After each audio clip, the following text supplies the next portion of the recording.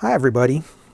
Before we get on to some other projects, I thought I would do another quick speaker video, and I'll probably do a couple of speaker videos, kind of mix them in with other ones in the future, because some of this stuff I think is pretty interesting. But I got a lot of comments on this project when we redid these Optimus Pro LX5 cabinets. We replaced the woofers with these newer ones. And by the way, these were designed for this cabinet. They're specifically sold by Simply Speakers, and they're so much so designed for this that their part number is W-LX5. So even though they have that magnetic shield on the back, that was all taken into account, and these are supposed to be drop-in replacements. Now, we talked a little bit about the ports. And one thing we noticed from the last video was that one port is a different length than the other. So each of them will resonate at different frequencies, and then the two of them as a pair will resonate at another frequency. I had a lot of people question, why don't you just plug the ports all together? And the reason for that is, this cabinet was designed to have ports in them. Now you could plug the ports, but that would throw off the entire frequency response curve. And just to understand how a port works, okay? First of all, I think a lot of people misunderstand what a port is. They think that by adding a port, you will actually reduce the power handling of the speaker because the speaker won't have any air to support it, so you won't have any acoustic suspension.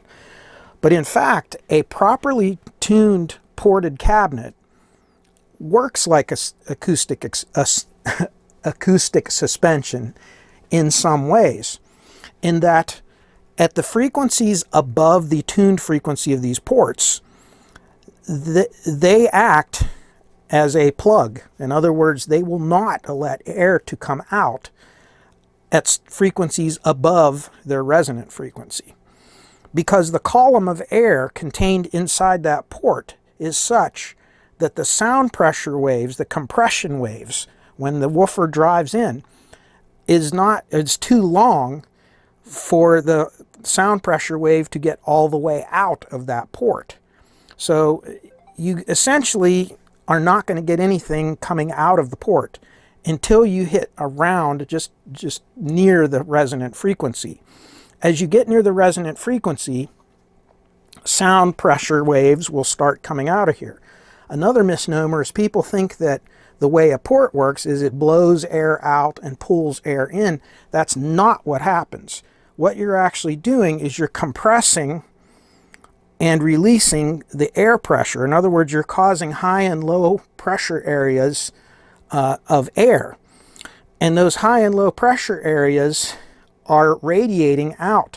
In other words, it's not blowing air as much as what you're feeling is you're feeling the sound pressure waves on your hand if you put your hand in front of there.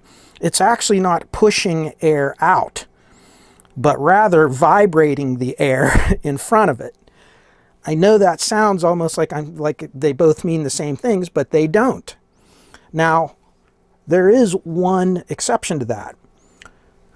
When this woofer starts driving way below the resonant frequency of these ports, then the ports will begin to expel air. As the pressure builds, the speaker can no longer hold the pressure that long, and it starts to vent the air out. And then as the speaker begins to relax, it'll pull the air back in. So at that point in time, you will see air moving in and out of the cabinet. But that's only at very low frequencies that are well below the tuned frequency of the port. Now that chuffing that we talked about earlier, that is a result of driving this cabinet way below its resonant frequency. So at very low frequencies, because these ports are so tiny in diameter, you will hear that huffing of that air as it pushes out and pulls back in. So I hope that explains it. So above the resonant frequency of this cabinet, there's no air going to escape from these ports. And below the resonant frequency, way below, it actually can vent air somewhat. All right, so that's kind of how this works. Now, I put these little pieces of tape with these little pieces of foam. This is the short port, this is the long port, and what we're going to do is we're going to set, I took some slow motion videos I'm going to show you in the end here, but what we're going to do is we're just going to look down here, and of course the shutter speed of the camera is going to make it very difficult to catch this on video. So if you look at it in real life, your eyes can see a lot more clearly than what this camera is going to do with the shutter roll and everything, but we'll try to get it.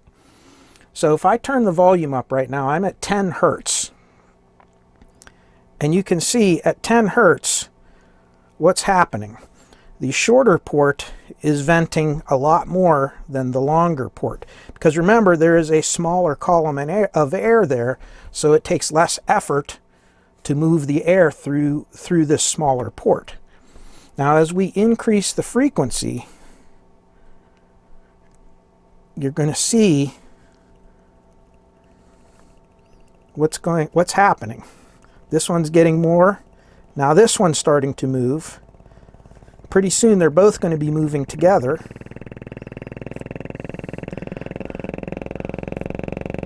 And see what's happening? I'm up to 25 hertz. And now I'm up to about 32 hertz. And you can hear it gets kind of quieter as we get closer to resonance. And now it starts getting very loud, because now we're getting towards that tuned frequency of the two ports. And you see they're now both moving the same, and they're moving kind of in concert with the cone. So now you're looking at the sound pressure waves that are actually vibrating these two flaps here that we put here, these two pieces of foam. And as we get past it, you can see it starts to settle down. And the higher we go in frequency, now all of a sudden there's very, very little. And now we're up to about 120 hertz. Let me turn the volume down. So that kind of gives you an idea. And when we talk about hotspots, let's go down to 100 hertz again. And I'm just going to keep the microphone on my shirt. I'm not going to put it in front of the speaker. I'm going to turn the volume up so that you can hear it. But watch what happens when we go through one of these so-called hotspots that I was talking about in the last video. You'll be able to hear it. Okay, here we go. That's 100 hertz. Now watch as we get up towards 200.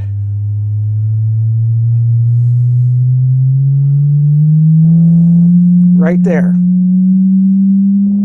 And there, we just passed it. Okay, so we're at about 225 hertz. There's 200. Hear how it, see that trough?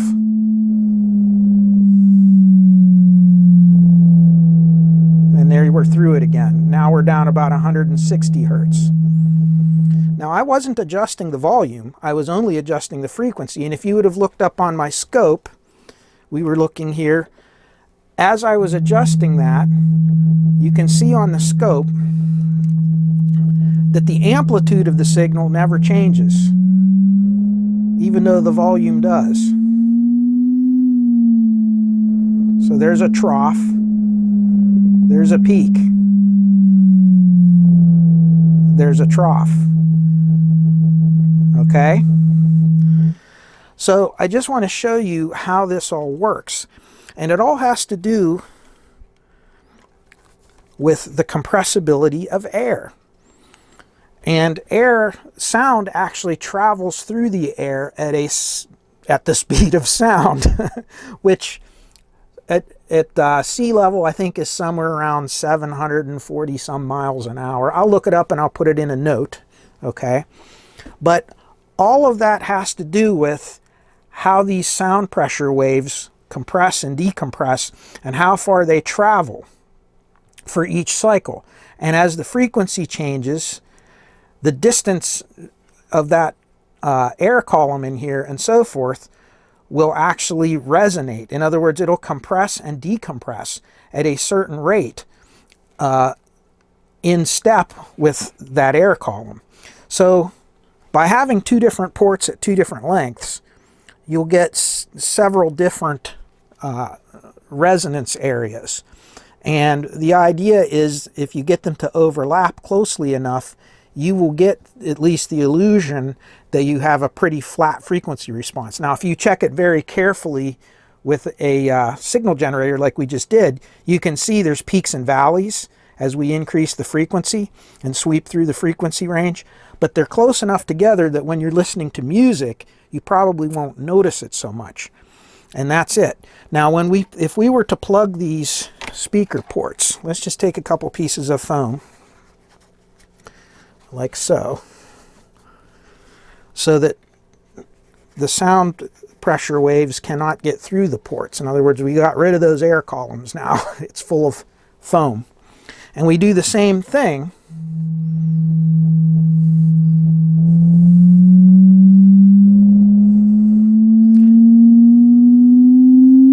there's your hotspot now.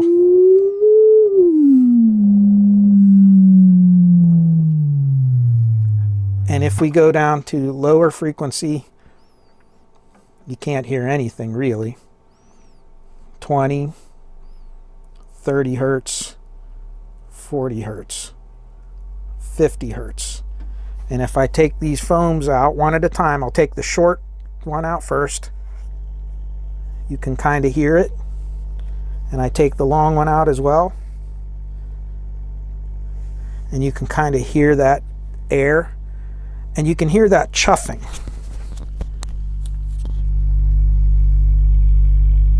And that is not sound pressure waves there. That's air because we're below the resonant frequency of those ports. So it kind of gives you an idea of what a balancing act this all is. Now, what I'll probably do in another video is we'll talk about free air resonance of a speaker, because everything starts with that.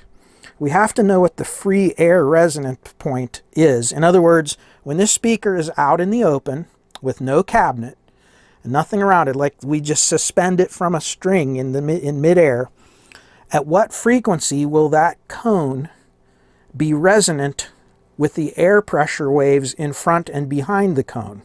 Okay, there's a certain frequency where that will peak out. And then as you put it into a cabinet and you add that air column behind it, okay, we're talking with no ports, that will substantially change that resonance point.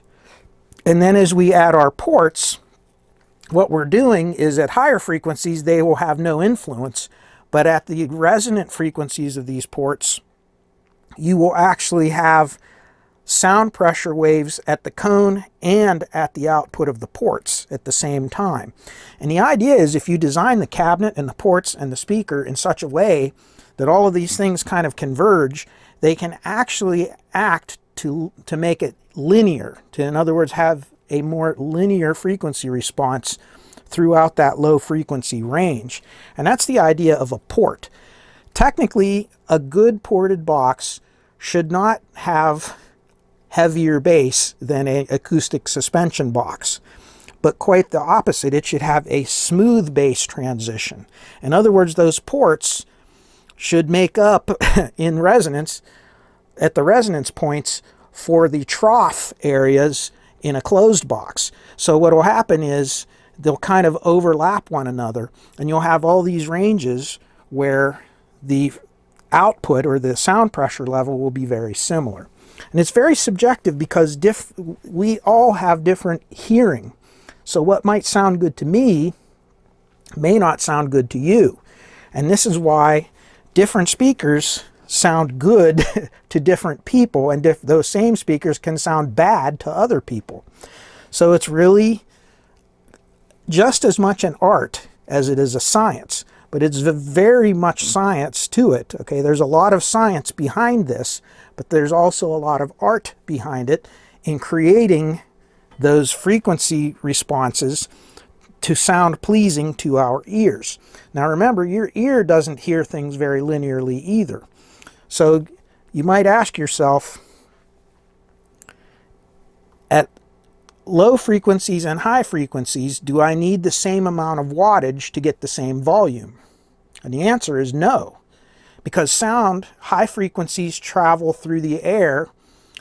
They don't propagate quite as well as low frequencies over distances. But in the same token, a tweeter needs a lot less energy, a lot less power to drive the cone and to create those sound pressure waves than a woofer does to create low frequency sound pressure waves. So there's a lot to think about here. All right, I hope I didn't confuse everybody, but there's a little demo of how that works. And now here for the last part of this video, what I want to do is I'm going to show you a couple of different frequencies that I recorded in slow motion. And they're not great recordings, but you will get an idea of when the speaker's in resonance and out of resonance, because you'll see when the cone is moving in the same direction as those little flaps, that means the port and the speaker are in resonance.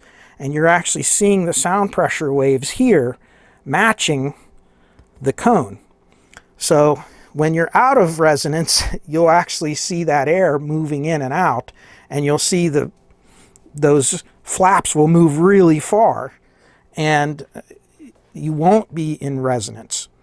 So hopefully we'll catch this on the video. I don't know. We'll see how it turns out.